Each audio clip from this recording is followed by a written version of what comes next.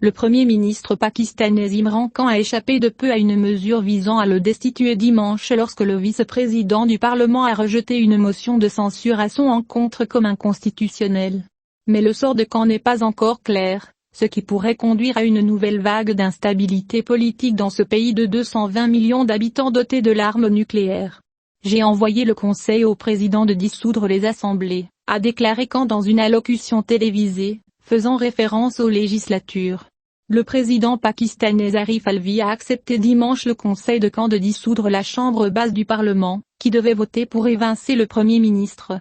Une déclaration publiée par la présidence a déclaré que le président du Pakistan, le Dr Arif Alvi, a accepté l'avis du Premier ministre du Pakistan de dissoudre l'Assemblée nationale en vertu de la Constitution.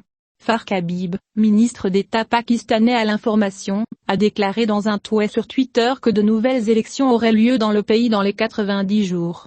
L'opposition s'est immédiatement engagée à résister au rejet de la motion de défiance de Qasim Suri, vice-président de l'Assemblée nationale pakistanaise et chef adjoint du parti politique de Khan.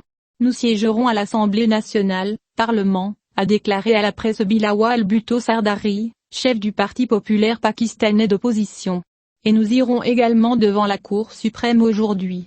L'opposition reproche à Khan son incapacité à relancer l'économie et à éradiquer la corruption. Khan dit, sans fournir de preuves, que les États-Unis ont orchestré la décision visant à son éviction. Washington le nie.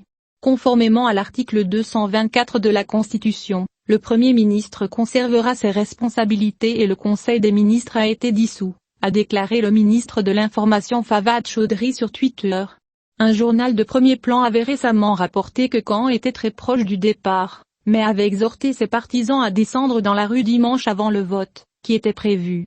Un témoin de Reuters a déclaré que la police était massivement déployée dans les rues de la capitale, Islamabad, et que des conteneurs d'expédition étaient utilisés pour bloquer les routes. La police a été vue en train d'arrêter 3 partisans du parti au pouvoir de Khan, le Tehreek-e-Insaf, devant le Parlement, mais sinon, les rues étaient calmes. Pour sa part, le vice-ministre de l'Information Farq Habib a déclaré, via Twitter, que les élections auront lieu dans les 90 jours. Dimanche, le vice-président du Parlement pakistanais, Qasim Suri, a refusé de voter sur la motion de censure de l'opposition contre le Premier ministre Imran Khan, affirmant qu'elle violait la Constitution. Le Premier ministre pakistanais Imran Khan a appelé le président du pays Arif Alvi, dans un discours télévisé, à dissoudre le Parlement. À cela, les partis d'opposition pakistanais ont annoncé aujourd'hui, dimanche, qu'ils organiseraient un sit-in au Parlement, jusqu'au vote d'une motion de censure contre le Premier ministre Imran Khan. L'opposition unie a décidé de siéger au Parlement si un vote n'a pas lieu, a déclaré le président du Parti populaire pakistanais, Bilawal Bhutto Sardari. Il a ajouté que la décision du Premier ministre et président du Parlement de rejeter le vote était inconstitutionnelle. Nous avons la majorité pour battre le Premier ministre lors d'un vote de défiance, a-t-il déclaré.